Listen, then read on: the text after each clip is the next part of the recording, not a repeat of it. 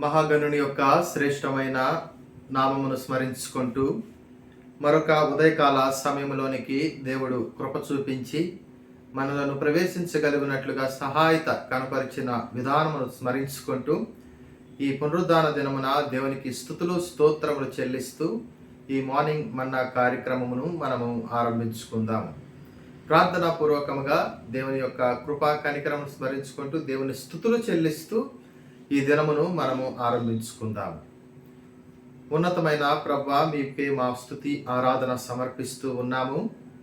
మీ అద్భుతమైన ఆశ్చర్యమైన రక్షణలోనికి మీరు మమ్మలను నడిపించారు. మీ పరిశుద్ధమైన రక్తమును శరీరమును మా నిమిత్తము ఆ శిలువలో త్యాగము చేసి మీ రక్తము చేత మా ఆత్మలను శుద్ధీకరించుకున్న విధానమును స్మరించుకుంటూ ఉన్నాము. మీ యొక్క సహాయతను బట్టి మీకే వందనములు. మమ్మలను మీరు రక్షించుకున్నారు. అందు నిమిత్తమే ప్రభువా, మేము ఈ విధముగా సజీవుల లెక్కలో ఉండి నిత్యమైన రాజ్యమునకు వారసత్వము మేము పొందుకొని ఉన్నాము. అందును బట్టి మీకే వందనాలు చెల్లిస్తూ ఉన్నాము. ఈ ఉదయకాల సమయంలో మిమ్మల్ని స్తుతిస్తూ ఉండగా ఈ కార్యక్రమము ద్వారా మీరు మాతో ఉండండి, ఆత్మ నడిపింపును దయచేయమని కోరుకుంటూ క్రీస్తు నామమున ఆరాధిస్తూ ఉన్నాము. పరిశుద్ధపు తండ్రి, ఆమేన్. పరిశుద్ధ గ్రంథమును మనము చూద్దామండి. మనతో తోడుగా నిలుస్తూ ఉండిన ప్రభు మనకు ఉన్నాడు అని మనము ధ్యానం చేస్తూ ఉన్నాము. మన చెంత నిలిచిన దేవుడు మనకు ఉన్నాడు. మనకు నిత్యము సహాయం చేసే ప్రభువు మనతో ఉన్నాడు అని మనము అంశమును ధ్యానం చేయించు వస్తూ ఉన్నాము. ఆ పాఠం మీదే కొనసాగింపుగా ఉండగలుగునట్లుగా ఆ అంశము మీద ఏ విధముగా మనం ఆధారపడి దేవుణ్ణి ఆరాధించగలము అన్న ఆలోచనతో మన పరిశుద్ధ గ్రంథమును బైబిల్స్ మనము తెరుద్దాము. యెషయా గ్రంథము 30వ అధ్యాయము 21వ వచనమును నేను చూస్తూ ఉన్నాను. 30వ అధ్యాయము 21వ వచనం. మీరు కుడి తట్టైనను ఎడమ తట్టైనను తిరుగునను ఇదే త్రోవ, దీనిలో నడువుడి అని నీ వెనుక నుండి ఒక శబ్దము నీ చెవులకు వినబడును. ఒక శబ్దము వినిపిస్తూ ఉన్నది, ఒక స్వరము వినిపిస్తూ ఉన్నది. ఏమని వినిపిస్తూ ఉన్నది? మీరు కుడి తట్టు తిరిగినను ఎడమ తట్టు తిరిగినను, మీ ప్రయాణము ఏ విధముగా ఉండినను, ఎటువైపు మీరు తిరిగినను ఒక స్వరము మనకు బిగ్గరగా వినిపిస్తూ ఉన్నది. ఏమిటి అది? ఏ త్రోవలో నీవు ప్రయాణించినను, ఏ మార్గములో నీవు జీవించినను, ఎటువంటి పరిస్థితుల్లో నీ బ్రతుకు నిలిచి ఉండినను, మన జీవితం పట్ల ఒక అవగాహన జ్ఞానము కలిగిన పరలోకము నుండి వస్తూ ఉన్న స్వరమును మనము ఆలకిస్తూ ఉన్నామండి. ఆ పరలోకము నుండి వచ్చిన ఆ గంభీరమైన స్వరము మనతో మాట్లాడుతూ ఉన్నది, మనలో కార్యము చేయటానికి సిద్ధముగా ఉన్నది. ఈ దినమున ఆ స్వరము మనకు కూడా వినిపించి ఉన్నది. ఆ స్వరము మనము అంగీకరించుట బట్టి మనము ఈ దినమున ఆ పరలోకపు దేవుణ్ణి కనుగొని ఉన్నాము. ఆయనను నిజ రక్షకుడిగా స్వీకరించి ఉన్నాము. ఏమని అంటూ ఉన్నది ఆ స్వరము? నీవు ఏ తట్టుకు తిరిగినను, మీరు కుడి తట్టుకు తిరిగినను ఎడమ తట్టుకు తిరిగినను ఇదే త్రోవలో నడుగుడి అని నీ వెనుక నుండి ఒక స్వరము వినిపిస్తూ ఉన్నది. నీ తట్టు చూస్తూ ఉన్న స్వరము, నీ పరిస్థితి ఎరిగిన స్వరము, నీ స్థితిగతి ఎరిగిన స్వరము. ఒకానొక దినములలో మనము కూడా రక్షణలోనికి రాని సమయమున మన ద్రోవలో మనకు ఇష్టం వచ్చిన మార్గములో మనము ప్రయాణము చేశాము. ఆ ప్రయాణించిన ఆ కాలము అంతయు దేవునికి విరుద్ధముగా ప్రయాణము చేశాము. ఇష్టమైన త్రోవను తిరిగాము, ఇష్టమైన దిక్కుకు తిరిగాము, ఎడతట్టుకు కుడి తట్టుకు ఇష్టమైన మార్గమున మన ఇష్టానుసారముగా జీవించాము. ఆ బ్రతుకు దేవునికి ఏమాత్రము ఇష్టము లేదు. అటువంటి పరిస్థితుల్లో మనము కొట్టుమిట్టాడుట ప్రభువుకు ఎంత మాత్రము నచ్చల.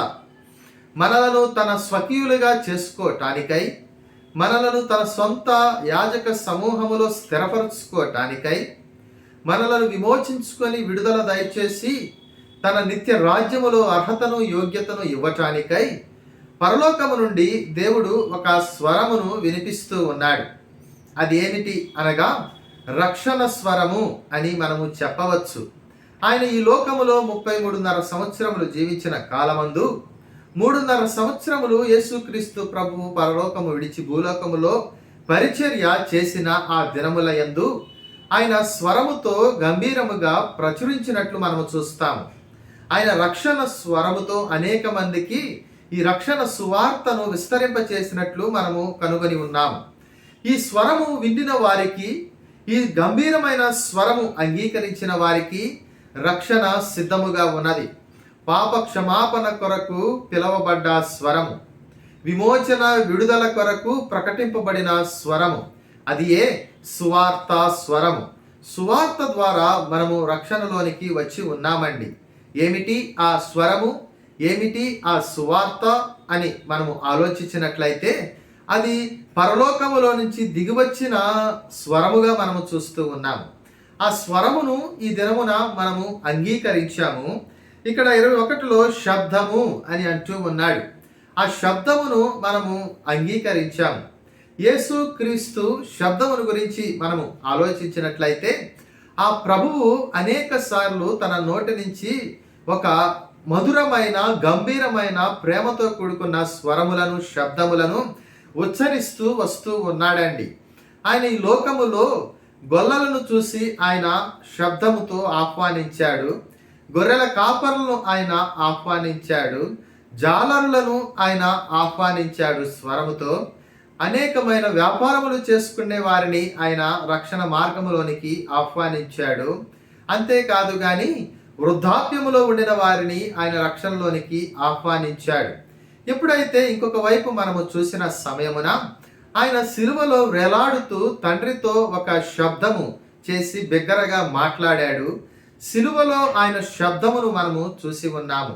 కన్నీటితో కూడుకొని ఉన్న శబ్దము, గెస్సెమనే తోటలో బాధతో నిండుకొని ఆయన ప్రార్థిస్తూ ఉండిన శబ్దము, ఉపవాసము ఉండి 40 దివారాత్రులు ఆయన ఆకలితో విజ్ఞాపన, ప్రార్థన, మొర పెట్టిన నోటి నుంచి వచ్చిన శబ్దము.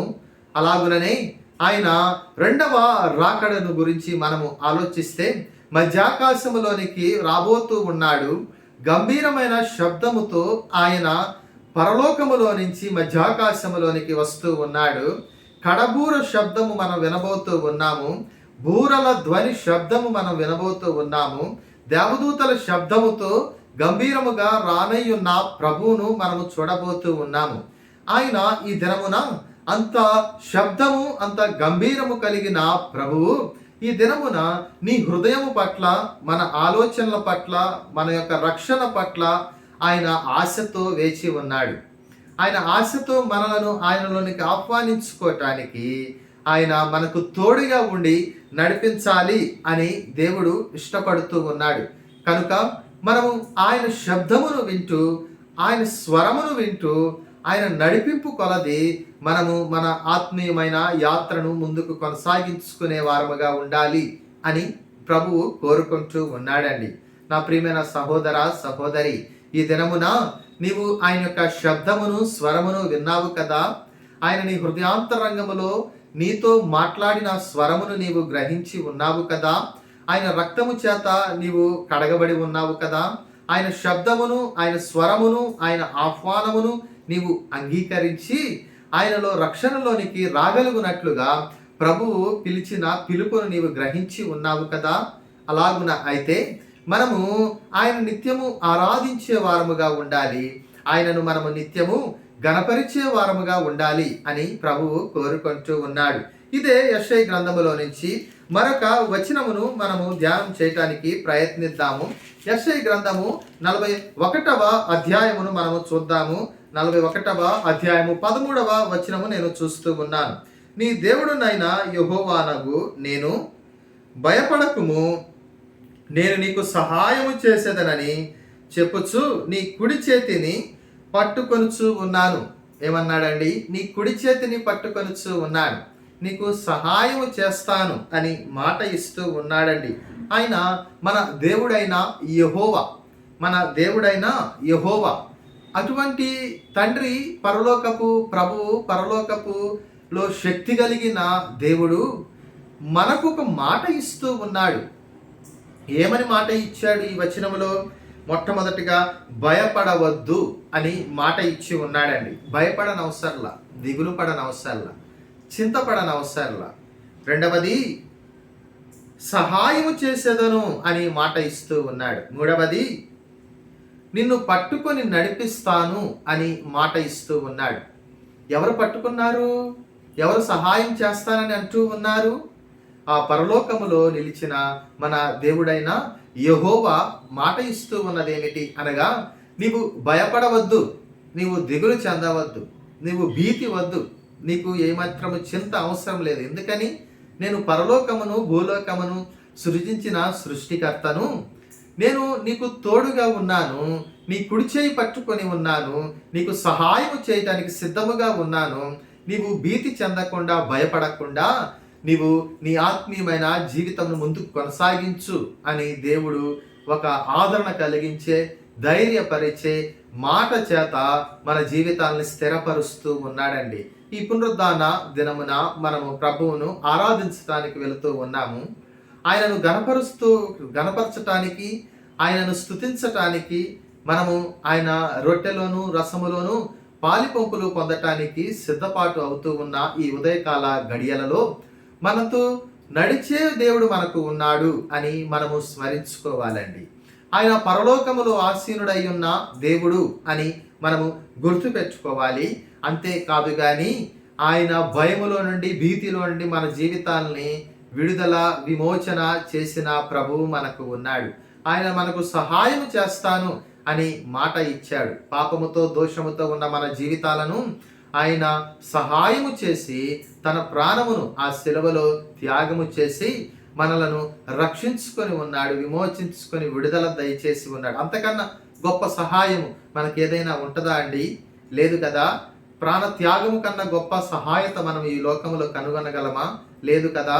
రెండవదిగా ఈ వచనములో మన చేయి పట్టుకొని, కుడి చేయి పట్టుకొని నడిపిస్తాను అని కూడా మాట ఇస్తూ ఉన్నాడండి. అందు నిమిత్తం మనము దేవునికి స్తుతులు చెల్లించే వారముగా ఉండాలి. అందు నిమిత్తము మనము ఆయనను ఆత్మతోనూ సత్యముతోనూ ఆరాధించే వారముగా ఉండాలి అని ప్రభు కాంక్షిస్తూ ఉన్నాడు. నా ప్రియమైన సహోదర, సహోదరి, ఈ దినమున మనము ఆయనను ఆరాధించడానికి వెళ్ళే సమయమున ఒక మంచి సిద్ధపాటు కలిగిన హృదయముతో, నడిపింపు కలిగిన హృదయముతో, విశ్వాసముతో, నిరీక్షణతో, హృదయపూర్వకముగా మనము ఆయనను ఆరాధిద్దాము, గణపరుద్దాము. దేవుడి మాటలు దీవించునుగాక. ప్రార్థిద్దామా అండి. ఉన్నతమైన పరలోకపు ప్రభువా, మా యెహోవా తండ్రి, మీకే మా స్తుతులు చెల్లిస్తూ ఉన్నాము. మీ అద్భుతమైన, ఆశ్చర్యమైన కృపా కనికరములోనికి మా జీవితాలను స్థిరపరిచిన విధానమును తలచుకుంటూ మీకే వందనాలు చెల్లిస్తూ ఉన్నాము.